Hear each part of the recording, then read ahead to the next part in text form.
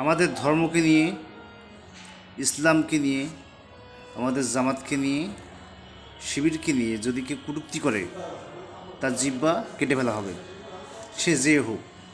দেখুন, অনেক কথাই চলছে, অনেক কথাই বলতেছে, অনেক হেডামে দেখতেছি, কিন্তু আমরা অনেক ধৈর্য ধরে, অনেক সাহস নিয়ে বসে আছি। এখনও একটা সময় চাচ্ছি, একটা সময়ের অপেক্ষায় আছি।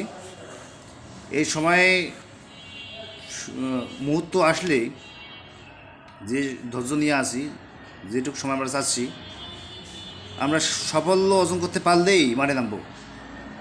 তারপর দেখা যাবে কে কত ধানে কত চাল, কে বাঘের বাচ্চা আর কে শিয়ালের বাচ্চা আর কে বিড়ালের বাচ্চা, তখন দেখা যাবে। অনেক কথাই বলেছিল কুলাঙ্গার সাদ্দাম, ইনান, গোলাম রাব্বানি, অনেক কথাই বলেছিল। তাদের দেশ, তাদের বাবার দেশ আছে এখন।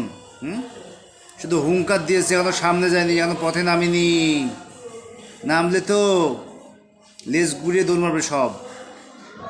যদি রাস্তায় নামি একবার, আমরা আল্লাহর বান্দা, আমরা নবীর সৈনিক,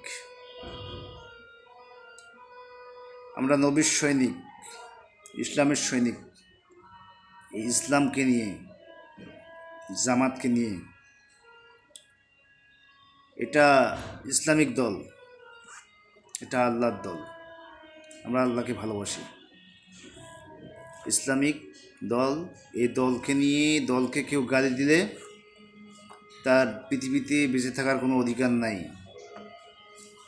অধিকার আল্লাহ কেড়ে নিবে, আর আমাদের এটার সমাধান। সো সাবধান, কেউ কোনো কুরুচিপূর্ণ বক্তব্য দিবেন না। যে যার মনে থাকেন। আমরা নির্বাচন চাচ্ছি, আর নির্বাচনে আমার বিশ্বাস আল্লাহ আমাদেরকে সাহায্য করবে, আর ইসলামিক দলে বিজয়ী হবে এদেশে। এ দেশে কালিমার পতাকা হবে জাতীয় পতাকা।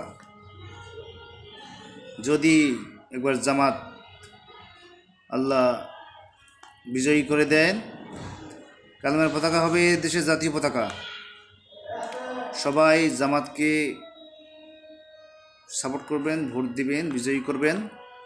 আমরা দেশের পক্ষে, মানুষের পক্ষে, আমরা এদেশের